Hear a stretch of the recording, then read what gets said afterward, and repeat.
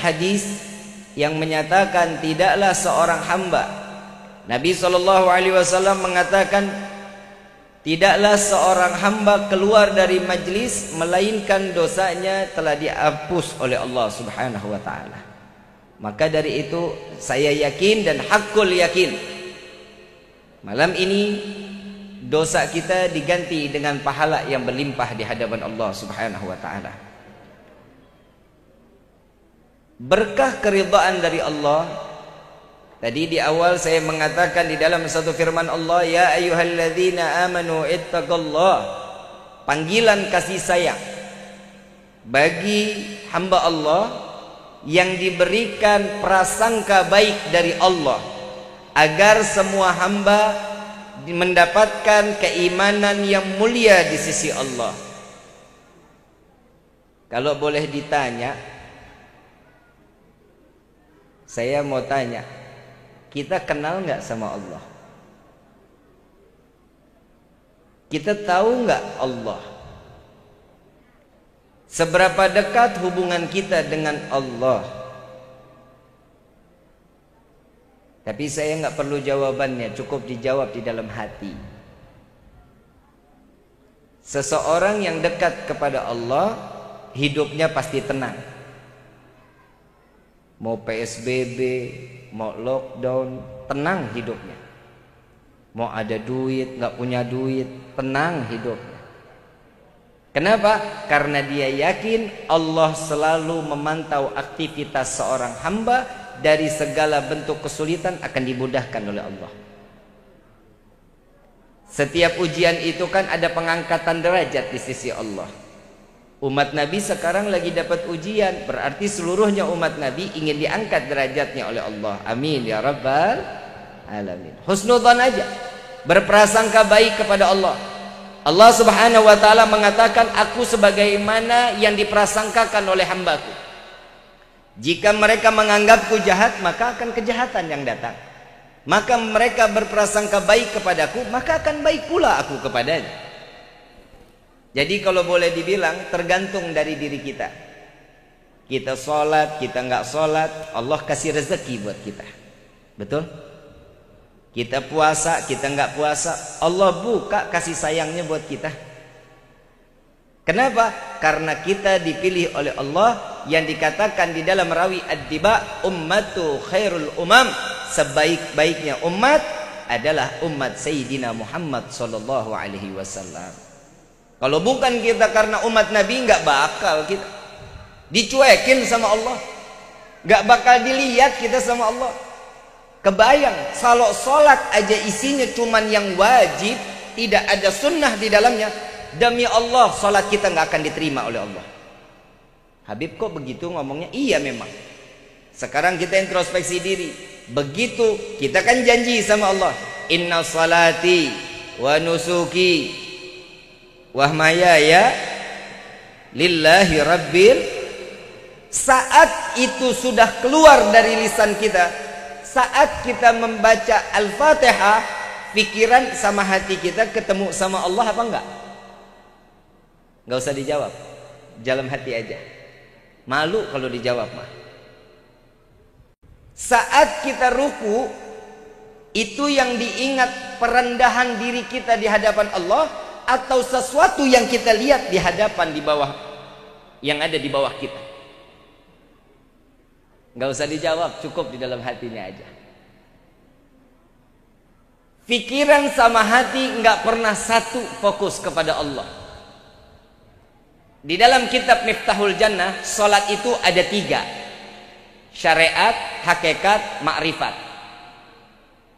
Yang selama ini saya pribadi untuk menjalankan sholat, saya yakin saya cuma sampai di syariat dan di hakikat. Syariat apa? Saat Allahu Akbar, ada panggilan Allah mengajak kita untuk sujud kepada Allah. Saat kita salat, itu kewajiban setiap umat Islam untuk melaksanakan ibadah salat 5 waktu.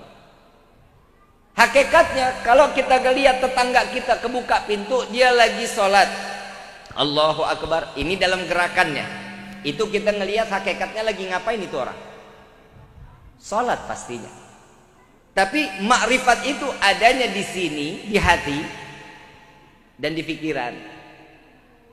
Bagaimana tuh Bib sampai makrifat? Nah itu saya juga masih cari-cari gimana caranya biar khusyuk. Mau khusyuk bagaimana?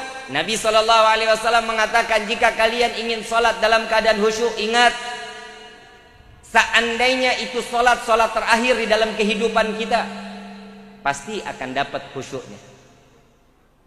Kita kan jarang dapat khusyuk. Begitu Allahu Akbar, dompet ketinggalan, kita ingat. Kompor belum dimatiin, kita tahu. Kapan hati sama pikiran itu bisa fokus kepada Allah? Jika tidak lagi ada dunia di dalam hati. Kalau dunia sudah tidak ada di dalam hati, nah, insya Allah kita bisa fokus. Sekarang saya mau tanya, kita tahu nggak kematian kita kapan? Ada yang punya buku tahunan nggak? Hah? Bib, saya tahu Bib, saya mati ntar umur 60-an. Kalau pulang dari sini modar, mau dikata apa kita? Nggak ada yang bakal tahu kematian itu datang kapan, nggak bakal tahu. Mau yang bayi mati, yang di dalam kandungan, yang tua, apalagi. Kalau yang tua makanya paling sering main ke masjid itu kan nenek-nenek sama aki-aki. Betul nggak? Kenapa? Tahu umurnya udah expired. Tahu expired? Kadaluarsa. Umur 50 udah kenceng tuh main ke masjid. Kenapa? Takut matinya dalam keadaan sia-sia. Makanya di masjid itu yang megang kunci masjid sama musola rata-rata aki-aki, nggak ada yang namanya anak muda, nggak ada. Kenapa? Anak muda 3:30 dia tidur. Dari mulai malam sampai 3:30 begadang, main catur, main gaple. Betul nggak? Sia-sia nggak umurnya? Sia-sia. Kapan umur itu bisa manfaat? Ingat, hati-hati. Hembusan nafas kita akan menjadi saksi di yaumil qiyamah. Hati-hati. Jangan dikira kita ini anteng-anteng. Di dalam kitab Ihya Ulumuddin, setiap hembusan nafas akan bersaksi di hadapan Allah. Di mana dia dihirup, di mana dia dikeluarkan, maka dia akan berhadapan langsung dengan Allah. Banyaknya kita bermaksiat kepada Allah, maka nafas ini akan mengatakan, ya Allah, aku digunakan, aku dipakai untuk bermaksiat di hadapanmu ya Allah. Jika seseorang dipakai oksigennya setiap hari untuk beribadah kepada Allah atau berbuat baik, maka dia akan yang menyelamatkan kita pula. Ibu bapak yang dirahmati Allah subhanahu wa ta'ala, ibadah kita seberapa besar sih? Udah kayak Bilal bin Rabah sudah? Sudah kayak Bilal bin Rabah sudah belum? Bib, kalau itu sahabat Nabi terlalu ketinggian, ya udah kita turun lagi. Ibadah kita udah kayak Uwais Al-Qarni bukan? Udah belum? Belum. Baik, kita mundur lagi, ke bawah lagi. Kita ibadahnya udah kayak Sunan Gunung Jati belum? Belum. Turun lagi. Kita ibadahnya udah kayak yang ngarang-ngarang rawi belum? Syariful Anam, Al-Ahzab, Barzanji, Ad-Diba, Adyaul Lami, Sumtud Durar. Udah kayak begitu belum ibadahnya? Belum. Jadi kita ibadahnya kayak siapa ya? Turun lagi.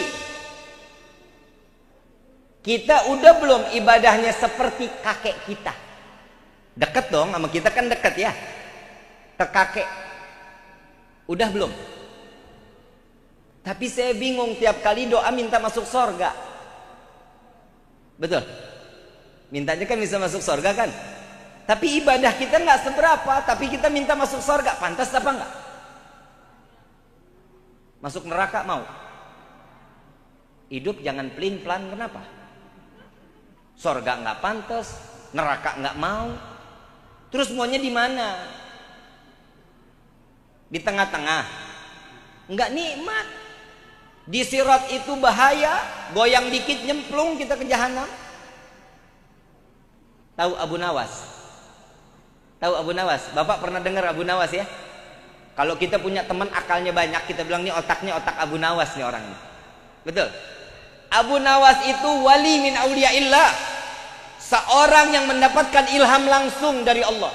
Saking cerdasnya, setiap permasalahan pasti ada jalan keluarnya. Kalau kita, kalau ada masalah larinya kemana? Hah? Pegadaian. Tahu pegadaian? Mengatasi masalah tanpa masalah. Abu Nawas setiap hari, nah, apal nggak doanya Abu Nawas? Ila sulil firdausi a'la wa la